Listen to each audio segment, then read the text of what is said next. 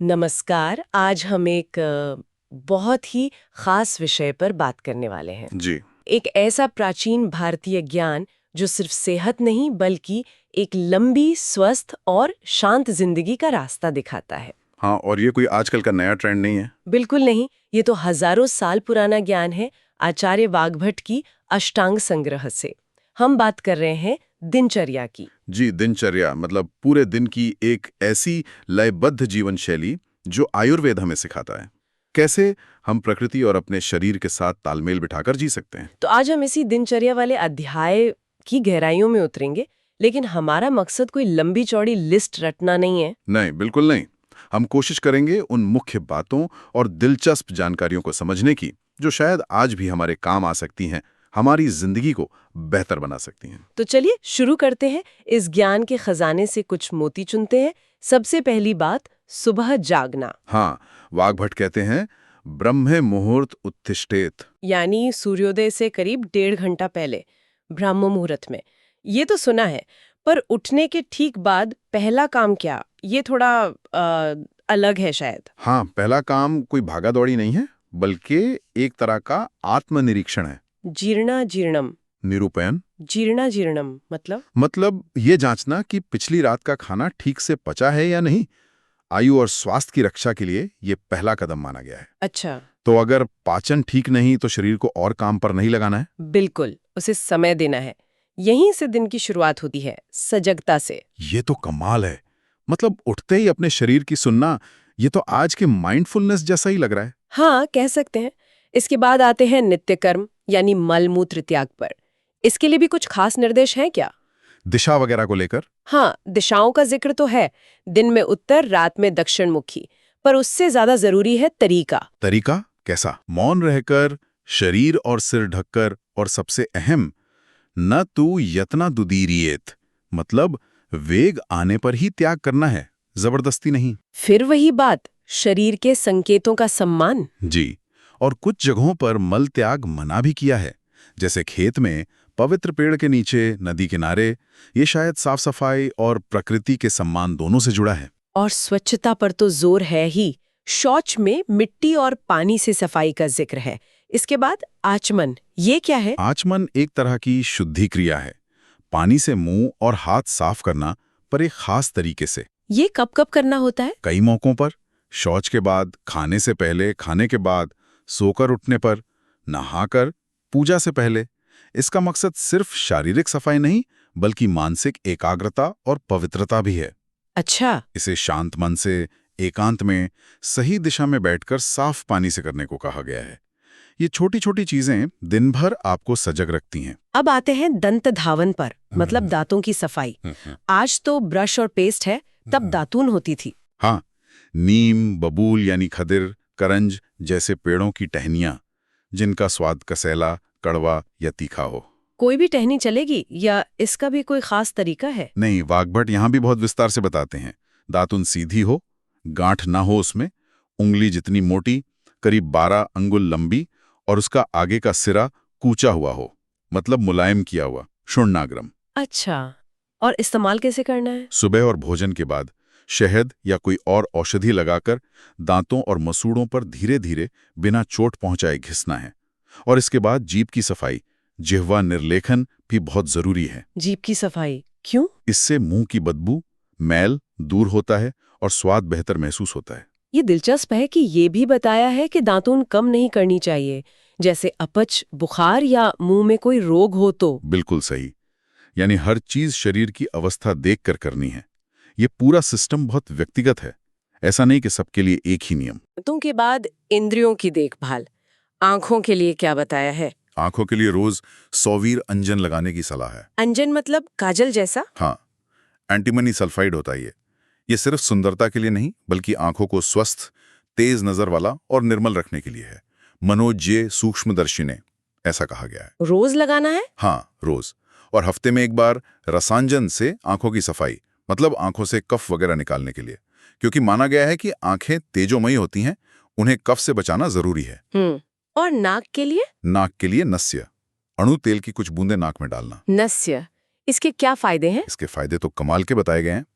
न सिर्फ गर्दन, कंधे और चेहरे की त्वचा अच्छी रहती है, आवाज साफ होती है, बल्कि झुर्रियां, बालों का सफेद होना और झाइयां, जिसे व्यंग कहा है, वो भी देर से आते हैं। अरे वाह। सूत्र कहता है, निर्वलीय पलित व्यांगा भवे और नस्य शीलिना।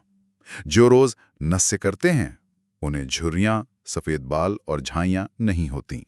ये तो जबरदस्त एंटी एजिंग सीक्रेट जैसा लग रहा है। हाँ, कह सकते हैं। और मुंह के लिए तेल का कुल्ला, जिसे आजकल ऑयल पुलिंग कहते हैं, हाँ हाँ, सुना है। वो स्नेह गंडूश है। और औषधीय काढ़ों से गरारे यानी कवलग्रह, ये सब मुंह की सेहत, स्वाद और आवाज के लिए फायदेमंद है। मतलब हर इंद्रिय का ध्यान रखने का पूरा इंतजाम है। बिल्कुल। इसके बाद शारीरिक देखभाल और गतिविधियां आती हैं। इसमें औषधीय धूम्रपान का छोटा सा जिक्र है, जो गले के ऊपर के वात कफ रोगों से बचाता है। अच्छा। फिर सुगंध और माला पहनने की बात है। इसे वृश्य यानी पौरुष बढ़ाने वाला और अलक्ष्मिघ्न यानी दरिद्रता दूर करने वाला कहा गया है। कि कपड़ों के बारे में भी कुछ है? हाँ, साफ कपड़े पहने, फटे पुराने ना हो, बहुत भड़कीले ना हो, और दूसरों के पहने हुए कपड़े या जूते इस्तेमाल ना करें। ये शायद सफाई और एक तरह से ऊर्जा के स्तर से भी जुड़ा हो सकता है। दिलचस्प। और तांबुई सेवन यानी पान खाना। जी, उसका भी जिक्र है। पान, सुपारी, चूना, खैर, साथ में लौंग, कपूर जैसी सुगंधित चीजें। इसे हृदयम कहा है, मतलब हृदय के लिए प्रिय। लेकिन इसमें भी शर्तें होंगी। हाँ, कब खाना है, कब नहीं खाना है, खासकर कुछ बीमारियों में। वही बात, हर चीज संतुलन और परिस्थिति के हिसाब से। अब आते हैं उस हिस्से पर जो शायद हम आज उतना ध्यान नहीं देते, आजीविका और सामाजिक आचरण। जी, वाग्भट कहते हैं कि ऐसा काम करो जो धर्म और अर्थ दोनों के लिहाज से ठीक हो, जैसे कृषि, व्यापार, गौरक्षा या किसी गुणी राजा की सेवा। और बाहर निकलने के भी नियम। हाँ, सजगता बरतनी है, छाता, जूते पहनकर निकलना, चलते वक्त आगे जमीन पर ध्यान रखना, युग मात्र दृश्य, रात में जरूरत हो तो डंडा लेकर, सिर ढककर और किसी सहायक के साथ निकलना। इसमें सामाजिक व्यवहार और पर्यावरण के प्रति सम्मान भी दिखता है, जैसे पवित्र चीजों पर, किसी की छाया पर, भस्म भूसी पर पैर न रखना। बिल्कुल। और कुछ खास जगहों पर जाने से बचना, जैसे बूछड़खाना, शमशान, सूना घर, और कुछ खास समयों पर भी, जैसे भरी दोपहर, आधी रात, सूर्योदय या सूर्यास्त का समय।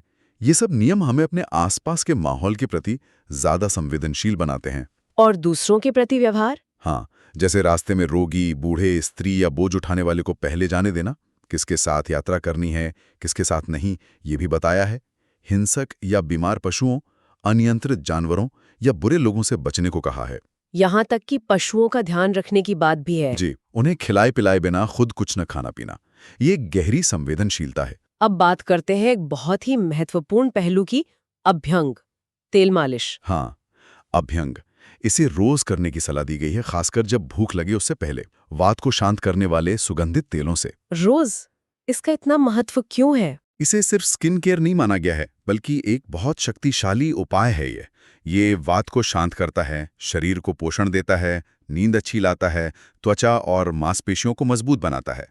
वातः पुष्टि स्वप्नदार्ढ्य बृहत्वकृत, ऐसा कहा है। मतलब ये थकान, बुढ़ापे के लक्षण, दर्द वगैरह कम करता है। हाँ, बिल्कुल। वाग्भट कहते हैं, त्वचयश्च परमभ्यंगो यस्मात्तम शीलियेततः, मतलब वायु का मुख्य स्थान त्वचा है और अभ्यंग त्वचा के लिए परम हितकारी है, इसलिए इसे रोजाना अपनाना चाहिए। खास तौर पर सिर, कान और पैरों की मालिश का जिक्र है। जी, सिर की मालिश बालों और इंद्रियों के लिए अच्छी है। कान में तेल डालना, कर्णपूरण, वो गर्दन और सिर के दर्द में आराम देता है। और पैरों की मालिश, पादाभ्यंग, उससे स्थिरता आती है, नींद अच्छी आती है और आंखों की रोशनी भी बेहतर होती है। ये तो वाकई कमाल का रूटीन है। पर क्या ये सभी के लिए है? कोई सावधानी? हाँ, सावधानी भी है। अगर कफ बढ़ा हुआ है या पंचकर्म जैसी कोई शुद्धि क्रिया हुई है या अपच है, तो अभ्यंग नहीं करना चाहिए। वही बात, हर क्रिया व्यक्ति की स्थिति और प्रकृति के अनुसार। ठीक है। अभ्यंग के बाद आता है व्यायाम। हाँ, व्यायाम। जिसकी परिभाषा दी है शरीरायास जननम कर्म, मतलब ऐसा काम जिससे शरीर में थकावट पैदा हो। लेकिन कितना व्यायाम, ये बड़ा सवाल है आजकल। और वाग्भट ने इसका जवाब दिया है। वो कहते हैं बलवान व्यक्ति भी अपनी आधी शक्ति से ही व्यायाम करे, अर्ध शक्तियां। आधी शक्ति से? जी, शीतकाल और वसंत में थोड़ा ज्यादा कर सकते हैं, बाकी मौसम में कम।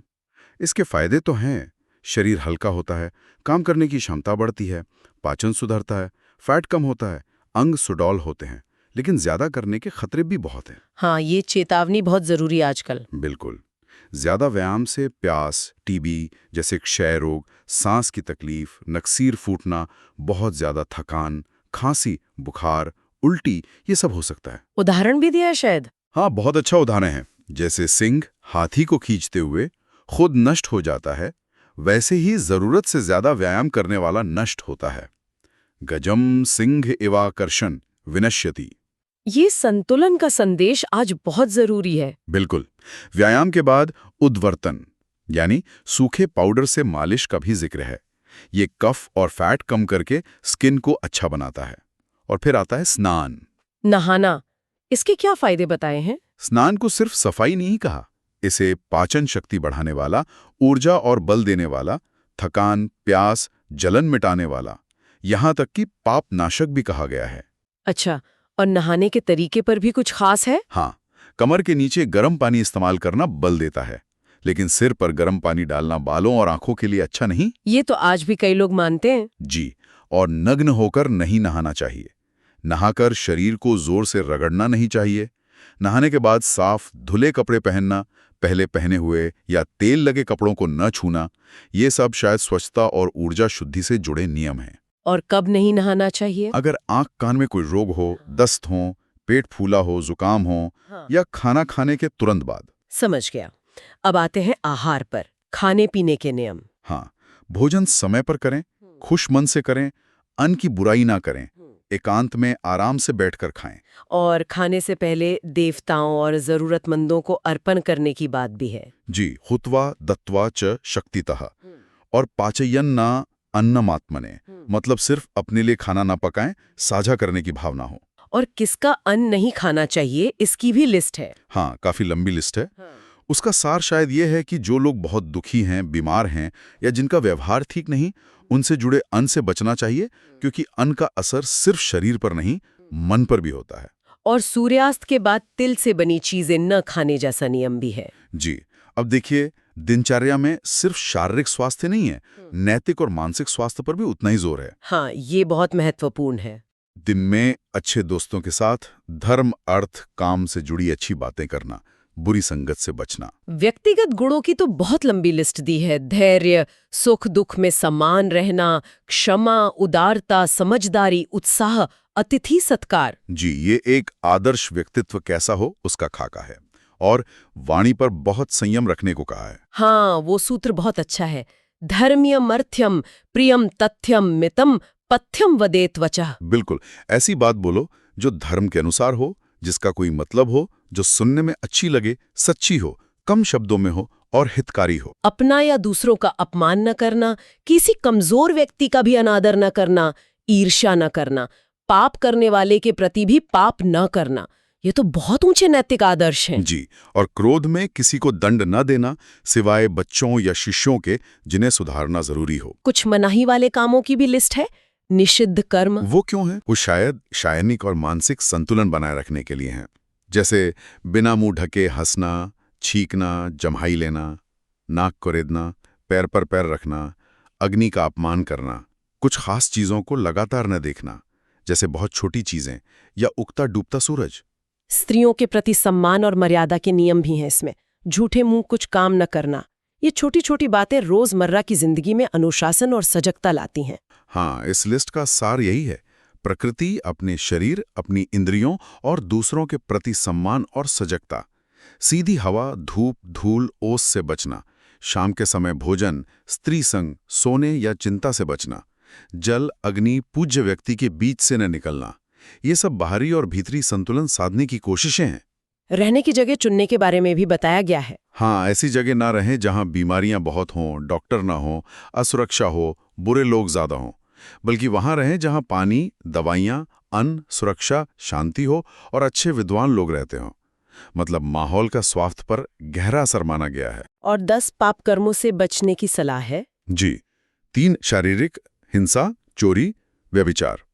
4 वाणी के, चुगली, कठोर वचन, झूठ, बेकार की बातें। और 3 मानसिक। दूसरों का बुरा सोचना, लालच और नास्तिकता। धर्म से पैसा कमाना और उसे बांटना, इसका महत्व बताया है। दिन का अंत कैसे होता है? सायंकाल और नींद। शाम को हल्का और सेहतमंद खाना, सोने से पहले मन शांत करके, साफ होकर, दिन भर के कामों पर विचार करके, अपने इष्ट देव को याद करके सोना। सोने की जगह और दिशा का भी जिक्र है। हाँ, जगह शांत एकांत हो, बिस्तर आरामदायक हो, अच्छी तरह बिछा हो और सिर पूर्व या दक्षिण दिशा में करके सोएं। तो इस पूरी दिनचर्या का सार क्या निकलता है? सार ये है, जैसा वाग्भट कहते हैं, आदित सदा देहात थम सारम सारता। इस नश्वर शरीर से जो सार है उसे ग्रहण करो। आरोग्य, ऐश्वर्य, बुद्धि, लंबी आयु और धर्म, यही सुखी जीवन के आधार हैं। और जो इस तरह जीता है वो 100 साल से भी ज्यादा स्वस्थ रहता है, समुदक्षत जीवी, दूसरों का भला करता है और अंत में अच्छी गति पाता है। तो अष्टांग संडनेटी ये दिनचर्या सिर्फ सुबह उठने और रात सोने के नियमों की लिस्ट नहीं है, ये तो जीवन जीने का एक पूरा तरीका है। हाँ, एक समग्र दृष्टि है। इसमें शारीरिक सफाई, इंद्रियों पर काबू, मानसिक शांति, नैतिक व्यवहार, सामाजिक मेलजोल और प्रकृति के साथ तालमेल, सब कुछ एक साथ बना हुआ है। ये हमें याद दिलाता है कि स्वास्थ्य सिर्फ बीमारियों का ना होना नहीं है, बल्कि जीवन के हर पहलू में संतुलन और सजगता है। बिल्कुल।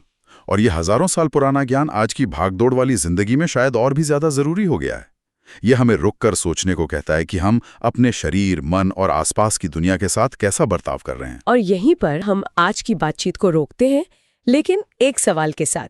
इस पूरी विस्तृत दिनचर्या को देखते हुए आज की जिंदगी में सेहत और संतुलन के लिए इन प्राचीन नियमों में से कौन सी एक बात सबसे ज्यादा अपनाने लायक लगती है? क्या वो सुबह उठकर अपने शरीर की सुनना है, या रोज तेल मालिश करना, या फिर अपनी वाणी पर संयम रखना? इस पर सोचिएगा जरूर।